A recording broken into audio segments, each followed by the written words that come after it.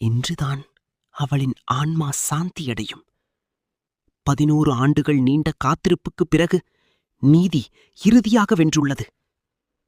யாழ்ப்பாணத்தைச் சேர்ந்த வெறும் 18 வயது பள்ளி மாணவி வித்யா சிவலோகநாதன் கடத்தப்பட்டு கொடூரமான பாலியல் வன்முறைக்கு உட்படுத்தப்பட்டு பின்னர் கொலை செய்யப்பட்ட 2015ஆம் ஆண்டின் பரபரப்பான வழக்கு இன்று மறுபடியும் நாட்டின் கவனத்தை ஈர்த்துள்ளது.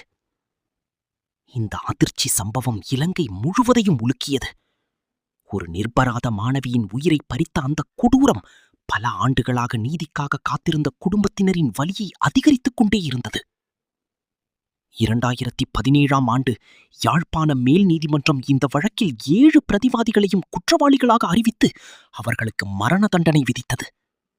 ஆனால் அதனை எதிர்த்து அவர்கள் உச்ச நீதிமன்றத்தில் மேல்முறையீடு செய்தனர். இன்று 2026 மே 6 அந்த முக்கியமான நாள் வந்துள்ளது. 5 கொண்ட உச்ச நீதிமன்ற நீதியரசர்கள் குழாம் 3 அடங்கிய மேல் நீதிமன்றத்தின் தீர்ப்பை விரிவாக ஆய்வு செய்து பிரதிவாதிகள் தாக்கல் செய்திருந்த அனைத்து மேல்முறையீட்டு மனுக்களையும் நிராகரித்துள்ளது. இதன் மூலம் ஸ்விஸ்குமார் உள்ளிட்ட 4 விதிக்கப்பட்ட மரண தண்டனை ஏகமனதாக உறுதிப்படுத்தப்பட்டுள்ளது. இந்த வழக்கில் ஒரு பிரதிவாதி ஏற்கனவே சிறைக்குள்ளேயே உயிரிழந்திருந்தார் என்பதும் குறிப்பிடத்தக்கது. மேலும் தண்டனை விதிக்கப்பட்டிருந்த மற்ற 2 பிரதிவாதிகளின் தண்டனைகளை நீக்குவதற்கும் நீதிமன்றம் உத்தரவிட்டுள்ளது. இது வெறும் ஒரு தீர்ப்பு அல்ல, இது நீண்ட காலம் காத்திருந்த நீதியின் குரல். 11 ஆண்டுகால காத்திருப்பு இன்று நீதி வென்றது.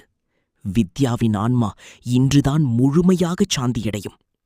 இந்த தீர்ப்பு சமூகத்தில் பெண்களின் பாதுகாப்பு குறித்து மீண்டும் ஒரு கடுமையான நினைவூட்டலாகவும், குற்றவாளிகள் எவராக இருந்தாலும் சட்டத்தின் முன் தப்பிக்க முடியாது என்ற உறுதியான செய்தியாகவும் மாறியுள்ளது.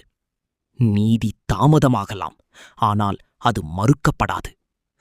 இப்படியான முக்கிய செய்திகளை தொடர்ந்து அறிந்து கொள்ள எங்கள் சேனலை சப்ஸ்கிரைப் செய்யவும், இந்த வீடியோவை லைக் செய்யவும், உங்கள் கருத்துக்களை கீழே பகிரவும்.